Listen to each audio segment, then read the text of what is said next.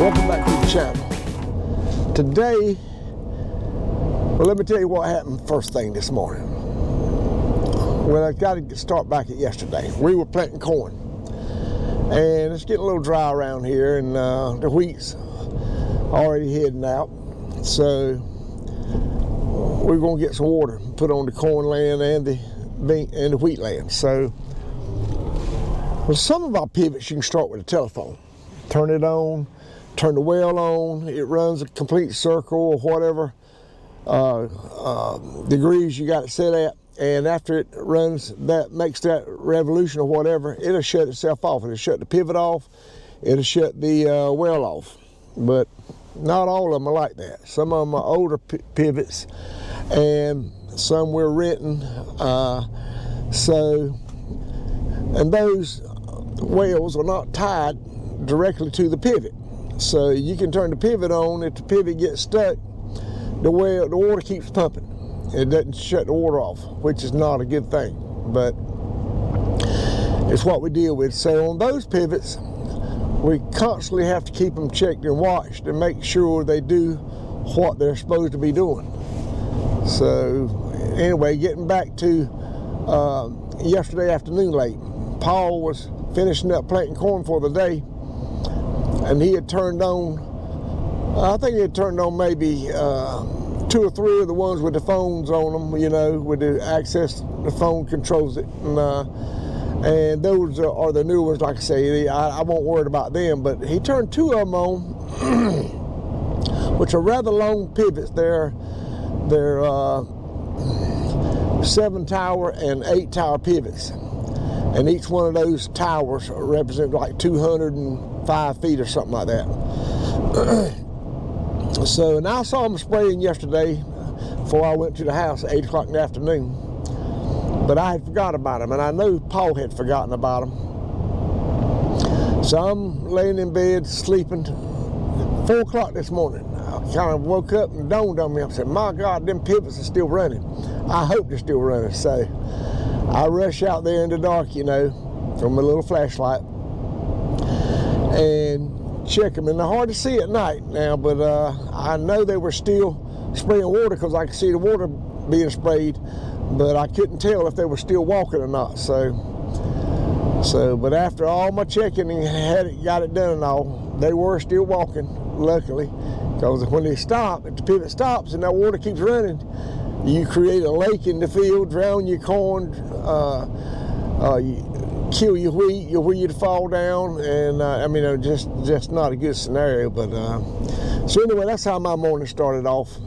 4 o'clock this morning, panicking, rushing to the field, and so then I go back to the house, and since I've got my brogans and all, I just sat out in the garage and watched a little TV. And so I'm back at it this morning. I come up here to see Gooseman, and he's up here filling the truck up with fuel. He's going to carry the fuel to a couple tractors this morning. We're running a strip till rig and Paul's planting tractor. And I asked him, did he have a grease gun? Because we need to grease the planter. He didn't know got a grease gun. Okay. So I just come uptown, from uptown anyway. And now keep in mind, I have purchased probably, let's see here, these grease guns here, he's got it marked $2.99. Of course, I get a little discount off of that, and from the local hardware store, and I think I paid like $210. Now that particular grease gun has battery, charger, a little small battery, not much to it, so I changed it out. But grease gun, charger, and the battery. And so we're gonna have something to work with here. Every time I turn around, we ain't got what we need. I'm pulling up here right here and catching Fidel. See what he's doing. Hey, what are you gonna do this morning? Morning. Everything, where you want it? Okay, so we're done with that. We're gonna unhook that right there, and we're gonna unhook that 1,000-gallon tank we were hauling and spraying some wheat yesterday. And Gooseman's going to fill up the tractors. Yep. I got a pivot stuck. You want to come help me get the pivot out? All right, then hop in. Let's go see what we can do with that. I got a pivot stuck in field. Me and Fidel's gonna go get it out, but anyway, so I got this grease gun, and we're gonna get the planter greased, and then we're gonna run a strip till rig and show you that process a little bit, and just another day on the farm, Saturday morning. I'll tell you a little backstory right quick on Fidel. I think he says he's been here, I don't know how many years he's been here. I don't know, 12 years maybe. He's been here a good long time, but he's just as good as gold, buddy. I can tell you what. He does anything. He's smart as a whip. And he's got a wife, 3 kids. But he's kind of my right-hand man. Whenever I got to do something, I mean, he's my first go-to guy. He's not a real big tractor driver, you know, doesn't do that, but as far as working in chicken houses and other stuff, he's good. All right, we're coming through the shop area here, and got a bunch of tractors sitting outside, and I'm not really crazy about that, but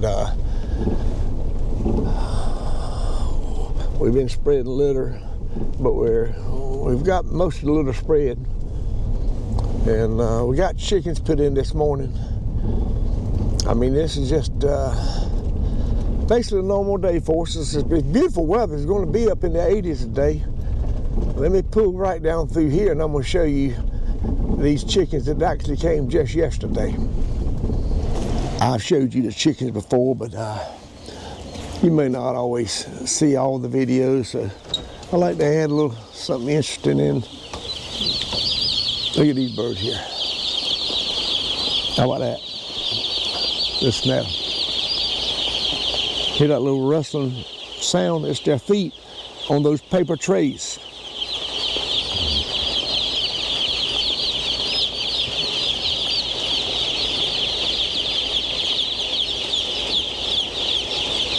One day old. These birds actually came from Georgia.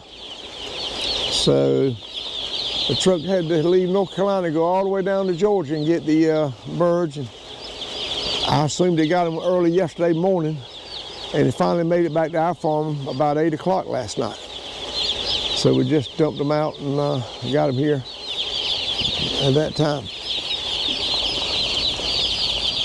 All right, we'll move on to another little chore. Picket pond.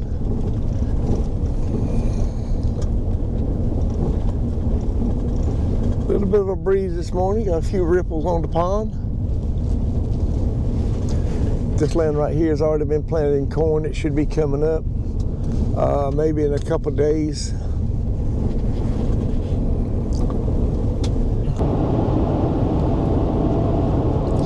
Got Boo Boo down here. He's supposed to be on the tractor running the strip till rig, and like I say, I want to show you that because I don't think I've showed that to you yet. But that's an interesting thing, something new to us this year. Just as soon as we hooked to the strip till rig this year and tried to get started, the turbo in our new tractor went out, and it was down for I think 6 or 7 days.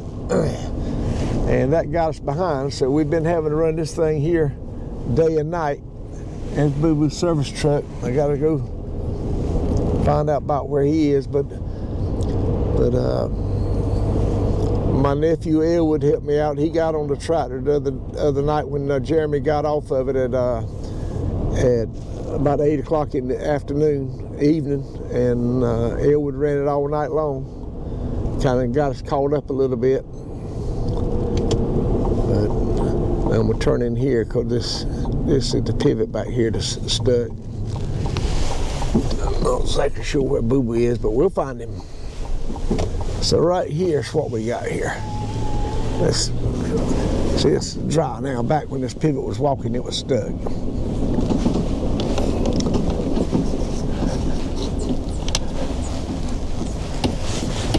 See how the ground was soft and muddy right there? I think I can back it up and get it to come out of there.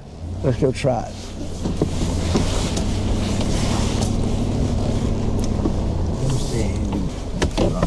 The what? Let me look at it, you can. All right. It's going to stay there and make sure that the drive shafts are all still intact. Sometimes when you get them stuck, the drive shaft will break out of them. All right, let's see what I got.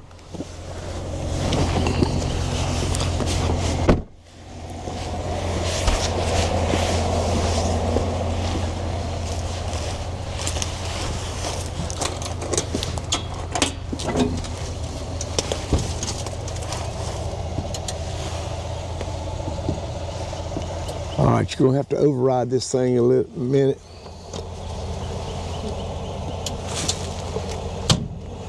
All right, the pivot, you see, it gets out of line, it'll cut itself off because all those towers move independently. And so the end of it's walking back right now. When it gets back in line, this first tower, it'll try to start moving too if the drive shafts are still connected. So you hold the override button until it gets back close enough in line. I've let off of it now, and it's going to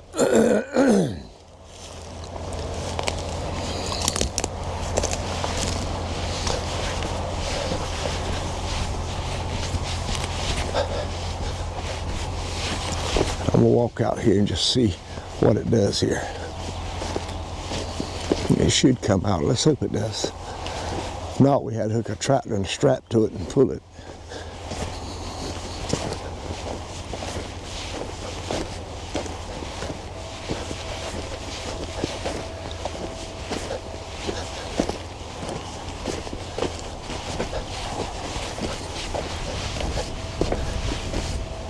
A low area right through here. Well, it needs to be land planed out. I didn't know it was like this. Sometimes when you don't get out here and see what's going on, it makes you a bad farm manager. That's what I am sometimes. Just didn't know that little place was there, just a little low bottom through here. That's why, you see. But this, oh, here it goes right here.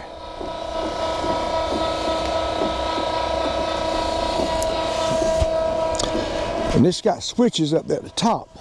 You see, the one that's closest to the pivot, it doesn't have to walk near as far as the one furthest away. So when it walks far enough to hit them switches up there in that box, it'll stop it. And when the rest of the pivot moves on, that moves on past it, this will come back on the way it just did.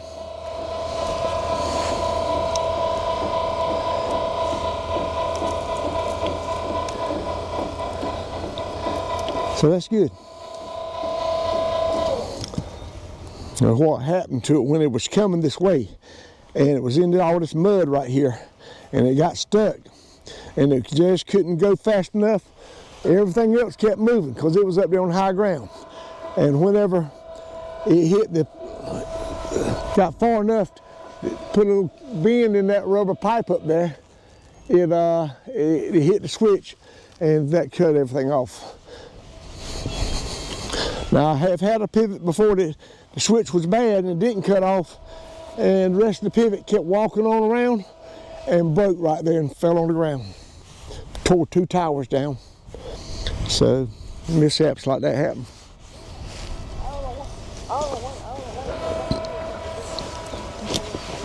All right, so that's got us back going now. There's Boo Boo over there. We're gonna go check him out in just a minute. All right, let me show you this rig right here, what we're working with here. Underfoot strip till rig.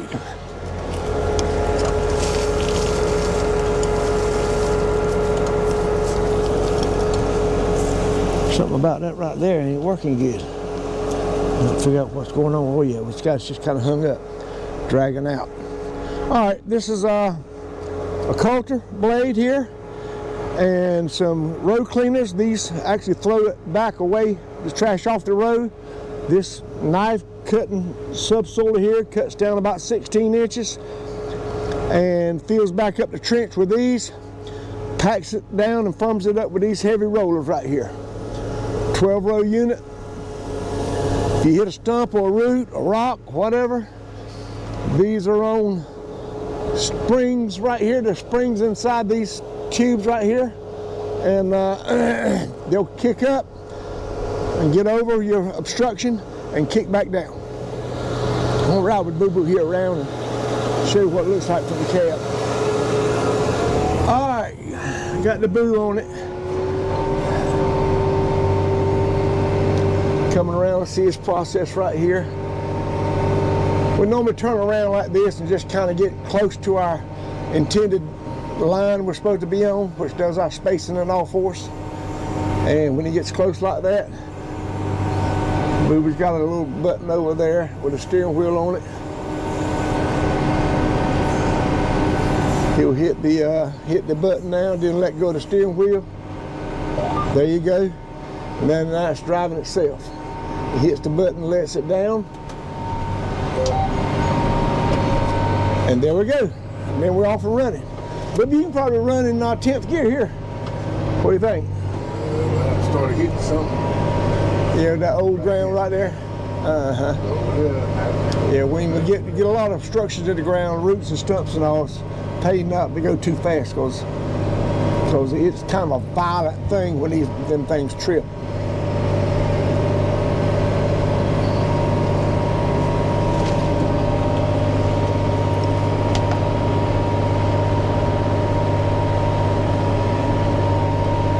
Every now and then you'll see one that looks odd, and that means there's something ain't quite right on it. But those look good right there. And what we're doing, these lines right here, where are them lines set up at, Boo Boo? Oh yeah, on that little screen. Oh, there you go. See all those lines right there? They're already preset spacings. Got a little tractor there in the center. And those spacings are set up on 30 foot. Each one of them lines represent 30 feet across the ground. And that's what we're running to. We're running to those lines, and that'll put these 12 rows exactly. The last row over there we're making from the last row we made is exactly 30 inches center to center. That way that groups up all your rows where the spacing should be the same, but Paul will come back and plant the last 12 over there he did, and the new 12 he's doing here. He'll put them together in one pass and plan on 24 rows instead of just 12. All right, that was a little buzzer to let you know to wake up. Let you know to wake up because you're getting to the end. Don't run into the trees. Well, I've almost done that before too. You know, you get on some real long roads, it might take you 5 or 10 minutes to get to the other end, and you fall asleep. I mean, it happens. Don't it, Boo Boo? Yeah.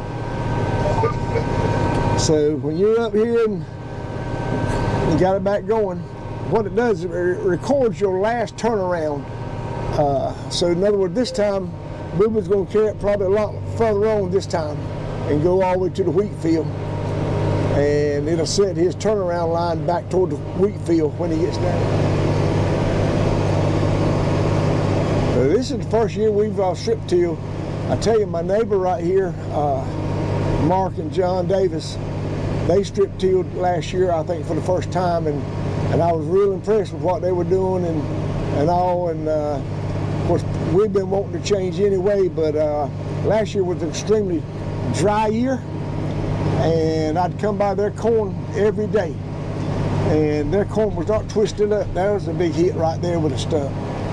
Their corn was not twisted up and starving for water like our corn was, and that was a big difference. That they had their row right on top of the subsoil strip, and that allowed moisture to come back up that cut fur and the roots could run down to the moisture. That made a big difference. Plus, you know, of course, we don't have any cover on this ground, but most time when you're running this, it's ground like beanstalks and so forth. But we had to get some rut side the field with this. But most of the time, it's like the old ground I just showed you with corn stalks on it, and that leaves a little cover on it, so when the sun shines on it, it doesn't dry the moisture out near as bad. Some sort of make it look a little muddy, and then come back into it. It's a big difference. Yeah. What Booba just said was that although the subsoil looks narrow, you know, it's pulling through the ground, it's busting up the hard crust underneath them. You come back to it and you'll feel it soft, hard, soft if you were riding across it. And if you were going with the roads and you get on right on top of a road that's been subsoil, it will, you feel it sink down, you know. There's a stop right there, the pivot, when it walks around, start making it circle. We don't have enough room for it to make a full circle, so it lays up against that stop right there, right over there by the trees. So this is why we planted the corn up to here and stopped and got the wheat on the other side, because corn is a water crop. You got to have a lot of water for corn. Not as much for wheat and soybeans. Plus, they normally make, wheat and soybeans make in a time when it's not too terribly hot. But it's hot in June and July, and that's when corn's making. So we try to give the better ground, the irrigated ground to the corn land, and let the weaker ground, non-irrigated ground, go to the soybeans and wheat. All right, so that's the inside the cab of the tractor.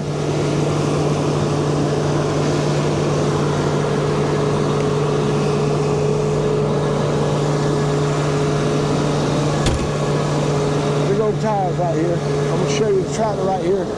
It's a John Deere 8R 410.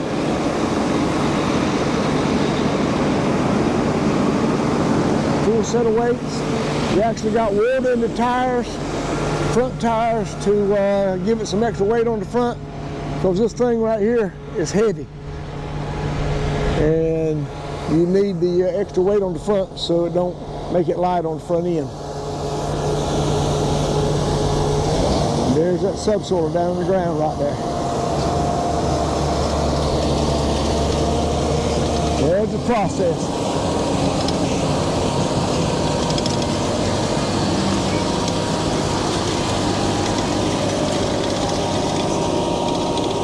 Okay.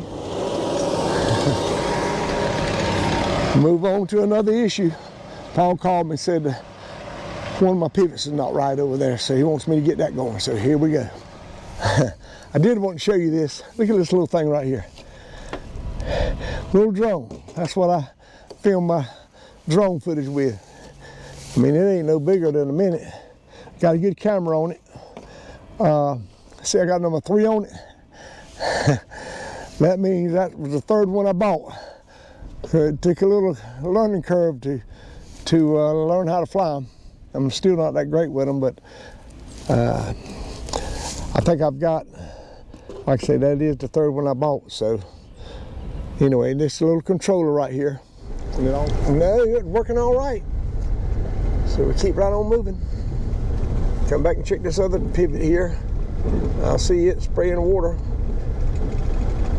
Of course, it very rarely will it stop spraying the water. I mean, it's on a manual switch, so and the pivot seems to be walking, so because it looks like it's moved a little bit from where I last saw it.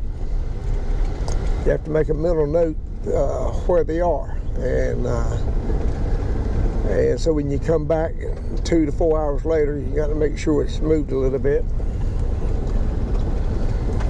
But we'll keep our eye on moving. Check out Paul. Nice pond right there. You know, that's one of the nice things about living in the country, being a farmer. I mean, you got a lot of wildlife opportunities here to hunt deer, turkeys, coons, fish. I mean, and it's right here at us all the time. There's Paul over there.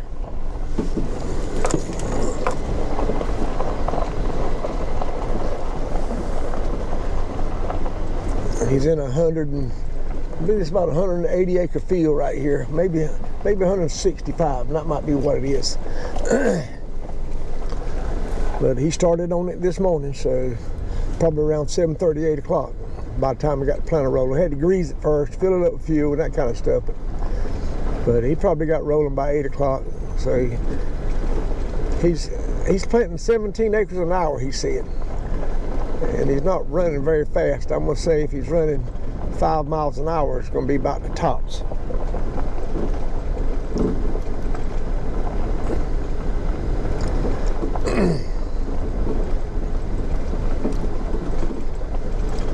His fluid's getting low though. I see in that yellow tank, you can see the fluid line.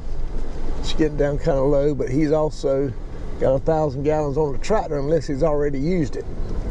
What he has to do is hit a hydraulic lever and pump the nitrogen solution that's on the tractor, pumps it back into the 600 gallon tank on the planter. And that's just something you just don't need to forget about when you got the pump running, because it's not going to cut off after certain gallons. You have to pump you in about 400 or 500 gallons and cut it off and keep on planting. All right, this is a pivot Paul had a little issue with this morning, but he figured it out, got it going. I didn't really have to do anything to it when I got here, but it started. When it started, it was down beside the road here, laying right down by the path, and it's walking what we call in reverse back to the left, and it's on 40%, so it runs 40% of the time. In about a 1 minute cycle, it'll run a little bit and cut off, run a little bit and cut off, that kind of thing. The water stays pumping the whole time, just the pivot travel slows down. All right, I've come here to check on Paul just a little bit, and he's already filled up one time of each here. Let me show you what he's got here. He's got this seed tender here that's got 2 different varieties in it. And he's got a variety of decab and a variety of pioneer. The green is actually the decab seed. They make all their color, they make all their corn seed green, where Pioneer makes all theirs red. And it's nice to have it set up like that so you can easily tell what seed is what, you know, or at least a brand. You can't tell the variety number of it. But we got him set up here. He's going to back up here and fill up the seed when he needs it.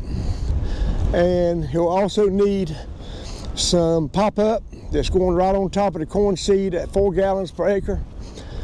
And this in this tank right here, this product right here is black, dark in color, and it's right here.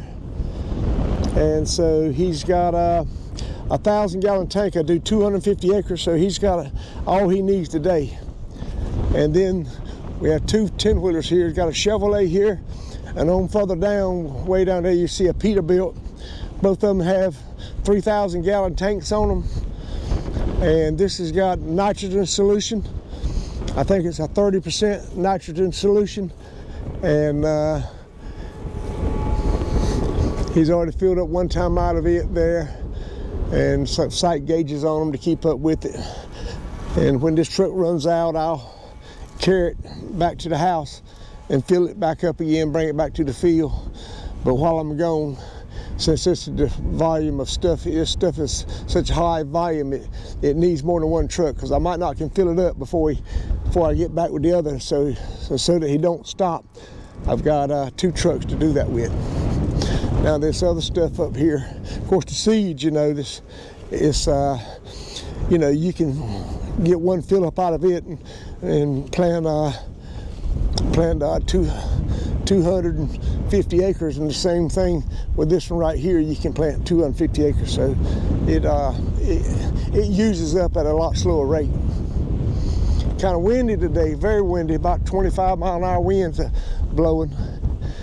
So we're gonna go back and check on Boo Boo, see how he's getting along. I'm gonna tell you a little story here. Back when I was a young boy, we were all out in the back of fields, you know, and there'd be 10 or 12 of us out there working. It was a 5-day-a-week job, from 7 to 6 every day. Hot, May and June weather. But about 9:30, somewhere between 9:30 and 10 o'clock, my daddy would show up with cold drinks, Pepsi Colas in the glass bottle, you know, and Lance nabs. And he'd have two different kind of nabs. He had the toast cheese nab, the orange nab, and the lighter brown nab, the Necock nabs. That was a little sweeter nab. But we always look forward to him coming out there in the field with us a drink and a little snack. And most of us thought that that's all he did, you know, sit at the house, watch TV, and but every now and then he'd bring us a snack.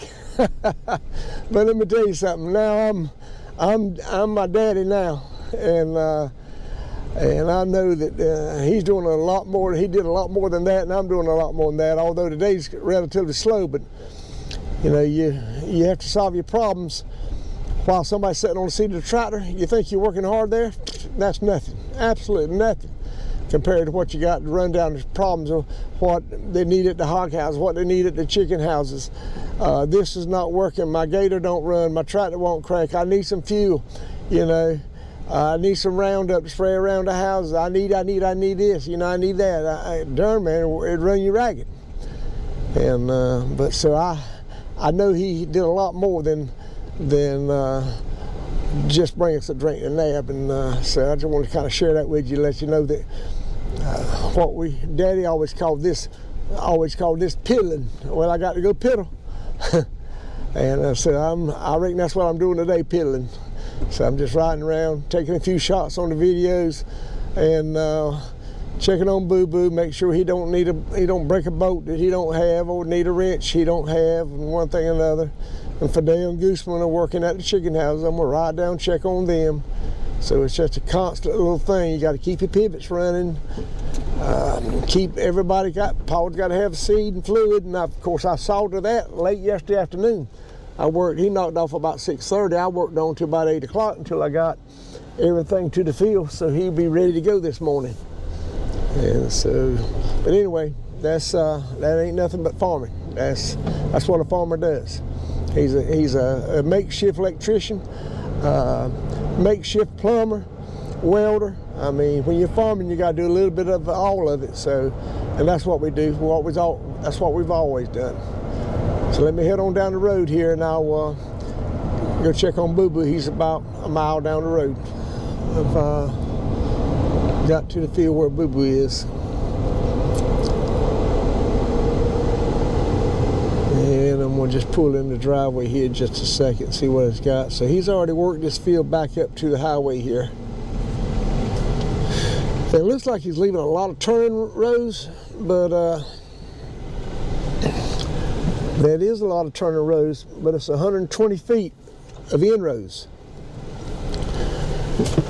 So, and they're already pre-laid off on a grid too. So when he's running that strip till rig and he's coming out to the end, he's got an imaginary line that shows up on the screen, a little dotted line, and he pulls the piece of equipment past that dotted line, and then once he gets the whole width of the equipment across that dotted line, he can pick it up, because it will all be ripped in a different direction, what we call inroads, head roads, whatever somebody calls them. But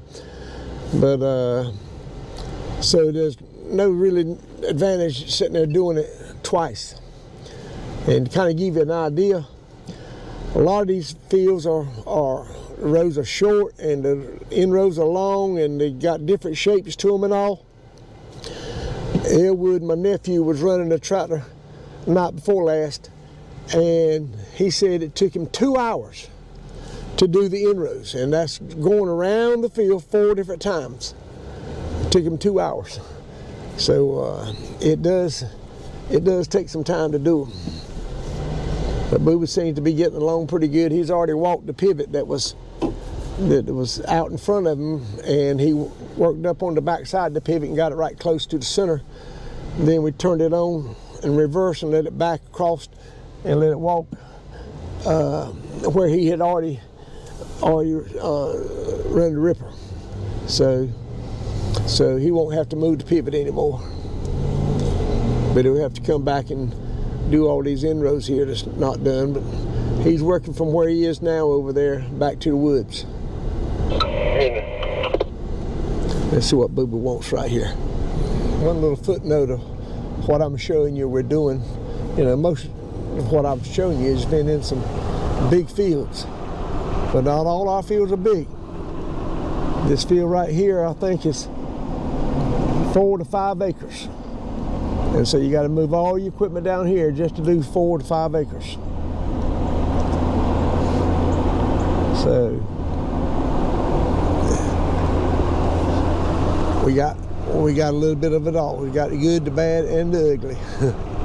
Okay, I'm coming up here to chicken farm, the Three Oaks Chicken Farm, and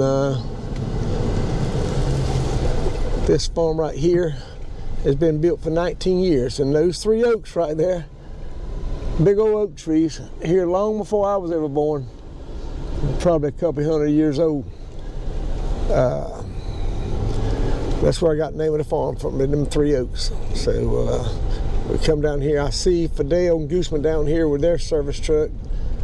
They brought a gator down here, and they are putting out some rat bait to make sure that we try to keep our rat population under control. You don't never get rid of them, but you can slow them down. So you have to do this. We do this between every group. Make sure our rat bait is in place. And the best time to do it is when you don't have chickens, because when you got chickens, the feed lines are down, and that gives rats access to feed they can get to and all they want to eat. But right now there's no feed on the farm. The feeders are empty, the bins are empty, but if you come out here and put the little rat bait out when they're hungry, you'll do a better job of getting rid of them. But we're going to place these houses back this coming week. All right, guys, Paul's got half of this field planted. He's going to get some lunch, and kind of late lunch, about 2 o'clock. But Boo Boo had something else to do too. He finished the farm he was at, and instead of getting him started on another farm, he just decided we'd get back on it Monday. So anyway, that's just another little insight on what we do here every day here on the farm. Always something different, but it's always something. But anyway, thanks for watching the channel, and I'll catch you on the next video. Until then, take care. See you.